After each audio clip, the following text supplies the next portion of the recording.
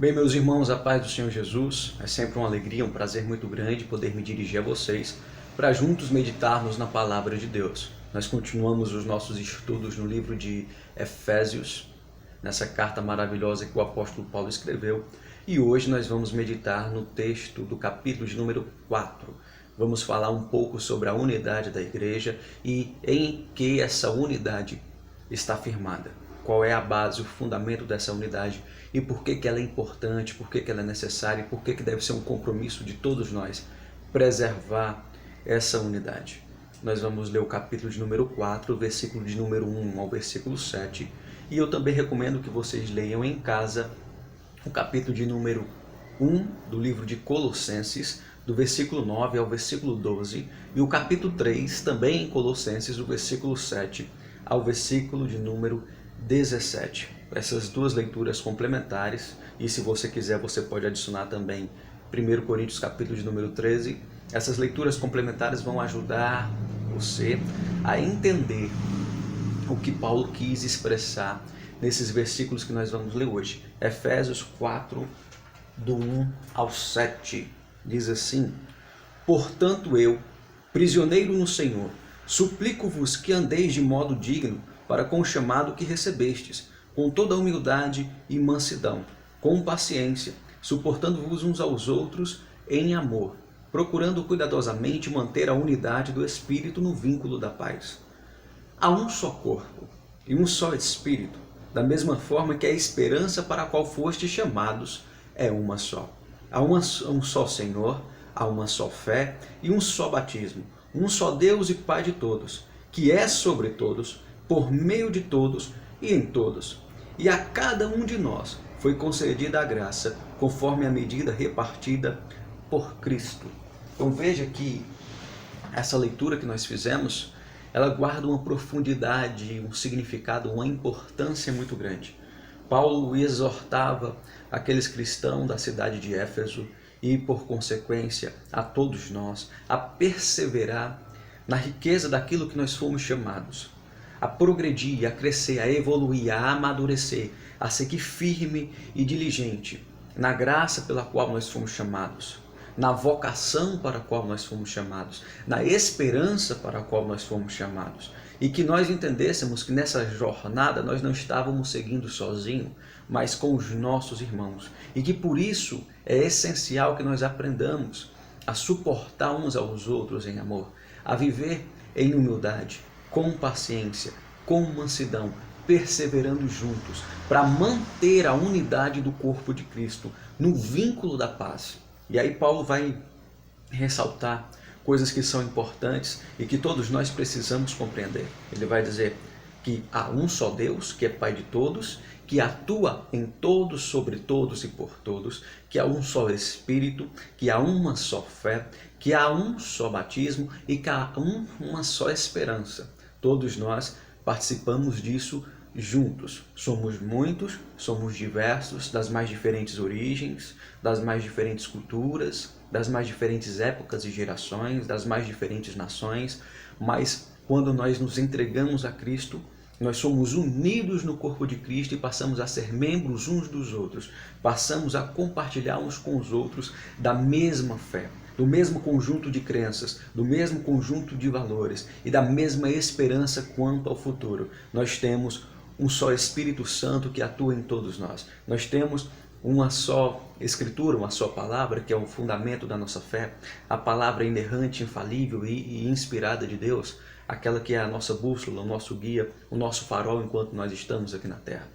E como integrantes de um só corpo, nós temos o compromisso, o dever de zelar por essa unidade, para que nós possamos crescer e amadurecer juntos, para que nós possamos fazer como Paulo escreve em outros trechos das suas cartas, edificar uns aos outros em amor, em verdade, em mansidão, e se necessário for, até mesmo corrigir uns aos outros, mas sempre com mansidão, com amor, com verdade, não com acusação ou com condenação, mas aprendendo também a suportar, a tolerar uns aos outros, a compreender as diferenças e, por fim, a viver em harmonia.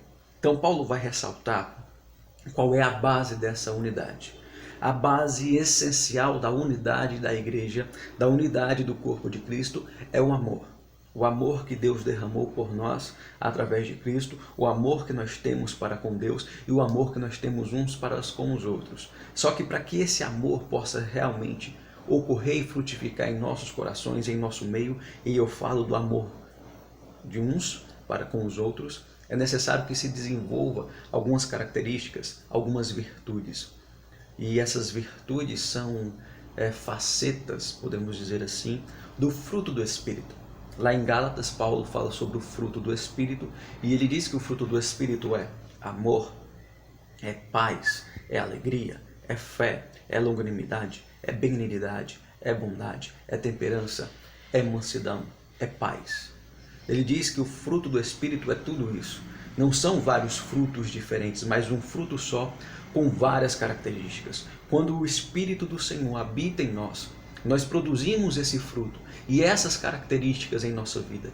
E é esse fruto e essas características que vão transformando o nosso caráter pouco a pouco, até que nós venhamos refletir em nós a imagem de Deus, a imagem de Cristo, até que nós venhamos nos tornar cada dia mais parecidos com Cristo e possamos viver em comunhão com os nossos irmãos. Para que eu possa viver em comunhão com os meus irmãos, eu preciso do fruto do Espírito em mim. Eu preciso da ação do Espírito em mim, porque sozinho, com as minhas próprias forças, eu não consigo.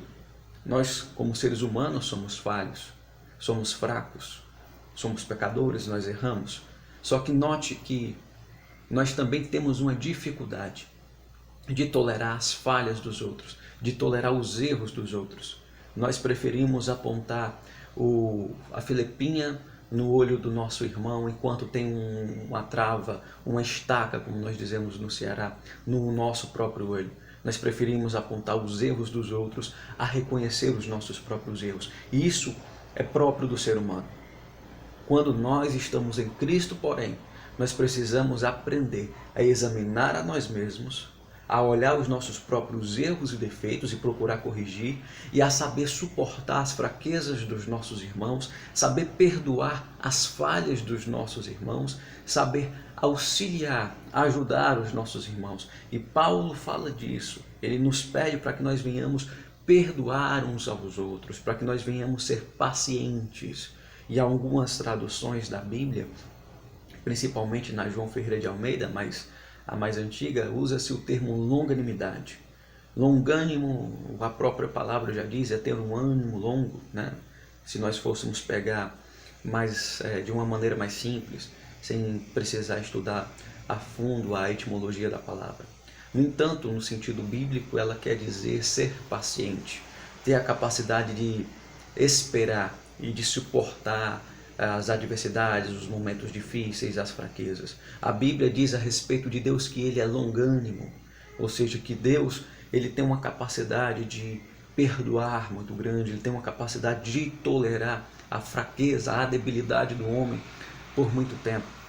A Bíblia chega a dizer que se Jesus Cristo não voltou ainda é por conta da longanimidade, porque Ele quer dar mais tempo ao homem para que a maior quantidade possível seja salvo.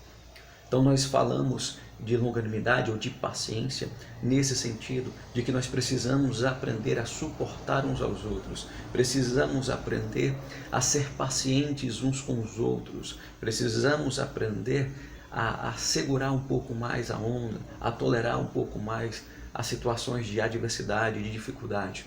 Então a paciência ou a longanimidade, ela tem um significado muito maior do que apenas esperar por algo durante muito tempo. Ela tem o significado de suportar os momentos difíceis, os momentos de adversidade, sem murmurar, sem reclamar, sem tomar atitudes precipitadas, sem irar, sem ensoberbecer-se, sem se desesperar. Então a longanimidade ela fala nesse sentido e também no sentido de saber compreender as falhas e saber esperar o momento certo para cada coisa, para cada situação, para cada contexto. Então a longanimidade ela tem um significado bem profundo e ela é essencial no amor, porque quando nós vamos ler lá em Coríntios 13, o apóstolo Paulo escreve que o amor tudo suporta, tudo crê, tudo padece, tudo espera.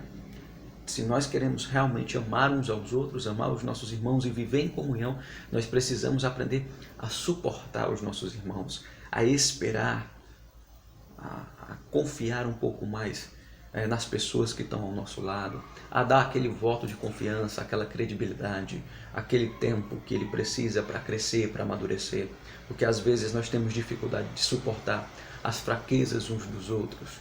E quando nós falamos desse suporte, nós não estamos falando no sentido de ser conivente com o erro, de ser condescendente, de ser complacente com o erro, de passar a mão na cabeça, de passar pano para os erros, para os problemas. Não estamos falando disso, mas estamos falando que as correções elas precisam ser feitas, como Paulo escreve também aos Colossenses e também aos Gálatas. Ela precisa ser feita em amor, com mansidão, com paciência, sabendo que cada um tem um tempo de maturidade, cada um tem um tempo de crescimento diferente e que nós precisamos entender essas nuances para que nós possamos viver bem, viver em paz, viver em harmonia.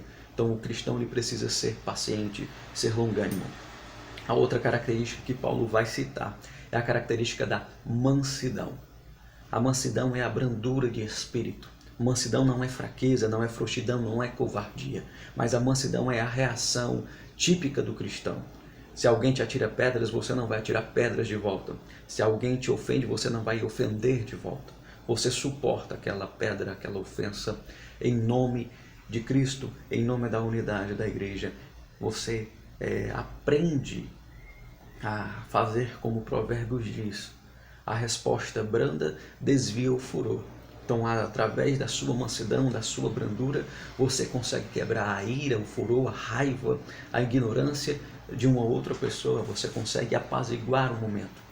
Mas a mansidão não significa em nenhum momento uma fraqueza, ou uma frouxidão, ou uma fuga, ou uma covardia.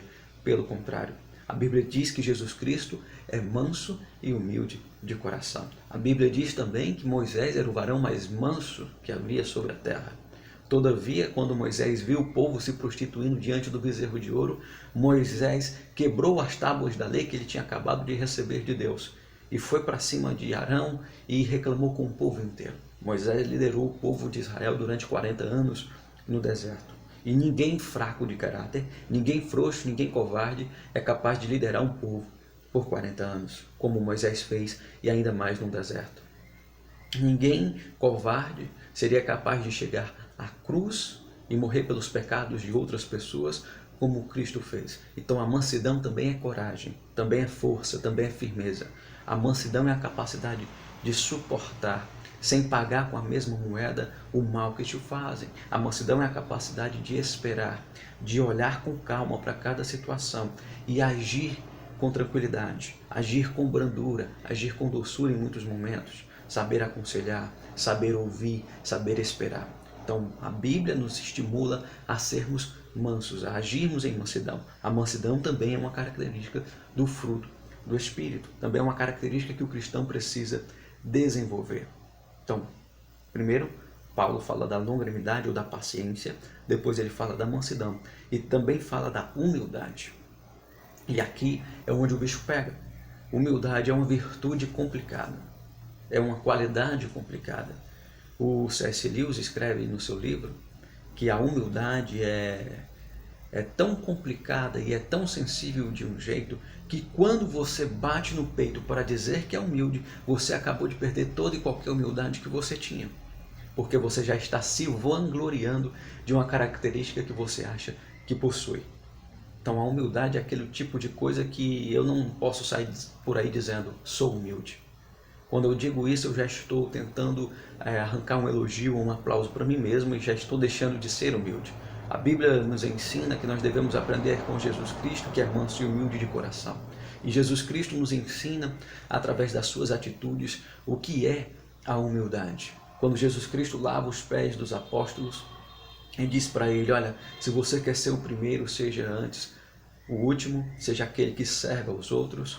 E a humildade no sentido cristão, ela nos traz para esse sentido, o sentido de servir uns aos outros, de amar uns aos outros, de respeitar uns aos outros, de auxiliar uns aos outros. E aquele que é o primeiro, se você for prestar bem atenção, ele é aquele que mais serve aos outros.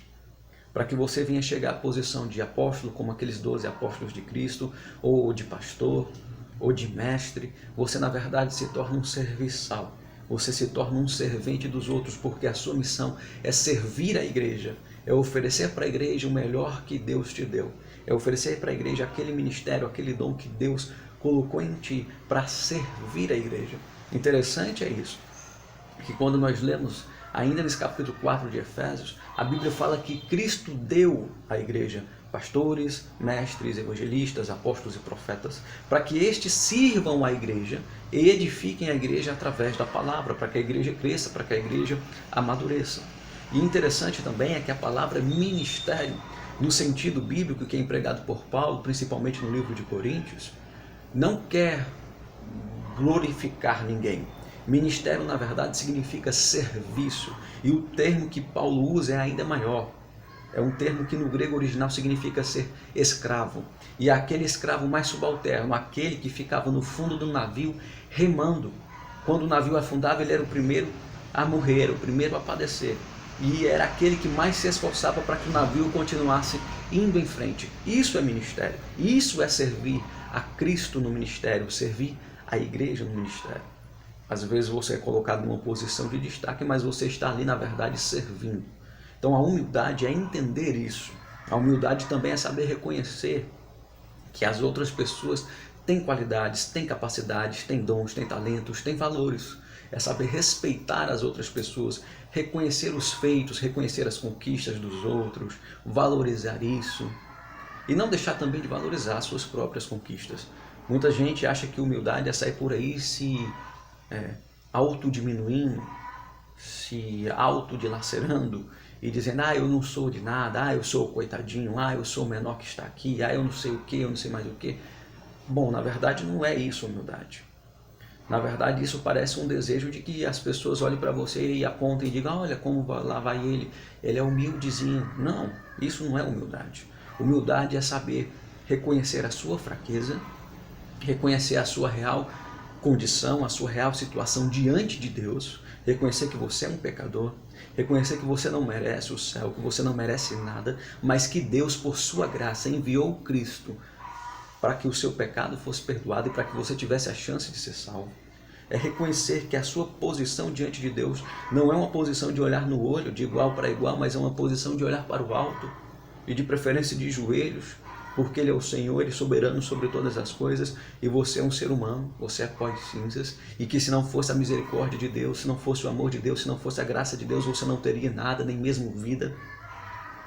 Então o primeiro passo da humildade é esse. O segundo passo é saber valorizar, reconhecer, respeitar as outras pessoas, e saber também perdoar, saber voltar atrás, saber reconhecer os erros, saber que precisa corrigir esses erros, saber como conviver com os dons e talentos que Deus te deu, entendendo que esses dons e talentos não são propriedades suas, você é apenas um mordomo, um administrador, e vai ter que prestar conta diante de Deus de cada dom, de cada talento, de cada habilidade que Ele te concedeu, de cada oportunidade que Ele te deu, e que você não deve bater no peito e se autoproclamar nada, mas que você deve deixar que a glória de Deus flua em você, e que as outras pessoas, se assim quiserem, é que reconheçam isso. Então a humildade, a mansidão, a longanimidade ou paciência são características essenciais para que nós verdadeiramente possamos suportar uns aos outros em amor, como Paulo fala no livro de Efésios, no capítulo 4.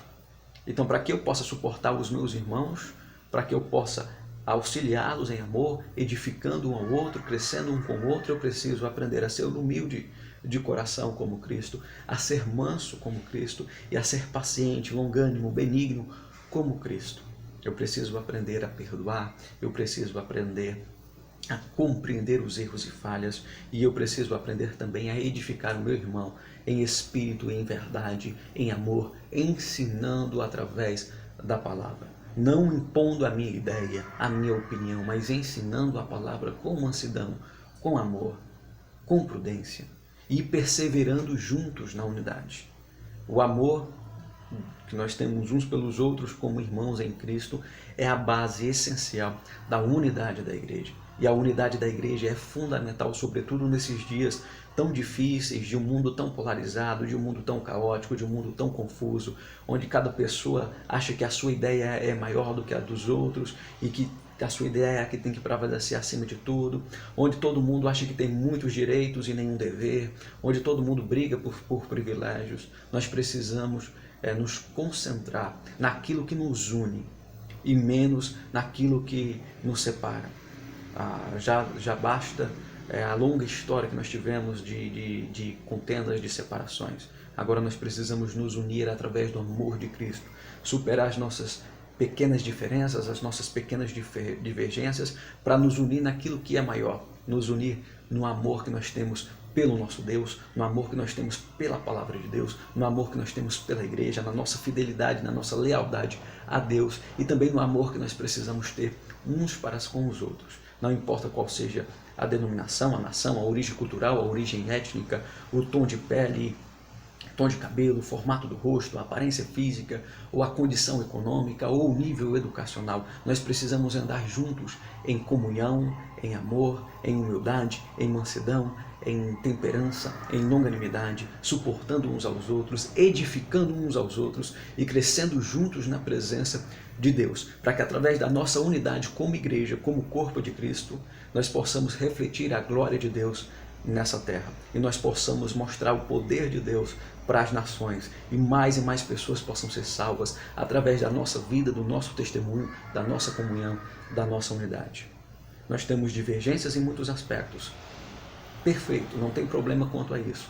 Mas essas divergências não podem causar intrigas, rivalidades e inimizades. Pelo contrário, nós temos que somá-las para juntos crescermos como igreja. E quando eu falo de igreja, eu estou falando no sentido de corpo de Cristo. A junção dos cristãos fiéis a Deus, tementes ao Senhor Jesus Cristo, de todas as nações, gerações, épocas e denominações.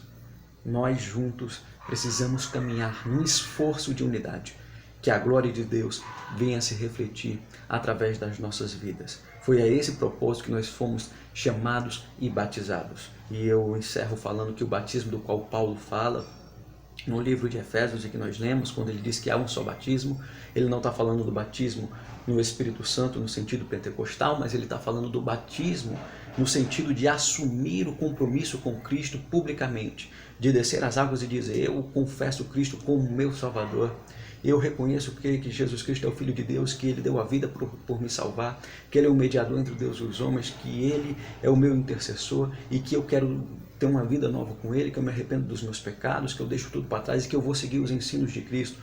Esse é o batismo do qual Paulo fala, é esse compromisso a qual nós somos chamados, o compromisso de ser um novo homem, renascido em Cristo. Lá em Colossenses 3, Paulo fala sobre isso com mais detalhes, sobre um novo homem renascido em Cristo, que agora zela um pelo outro, que agora suporta um ao outro e que vive juntos em amor, em humildade, em mansidão, em longanimidade, edificando um ao outro. Essa é a meditação que eu quero trazer para vocês e eu espero que juntos nós possamos crescer na graça do Senhor.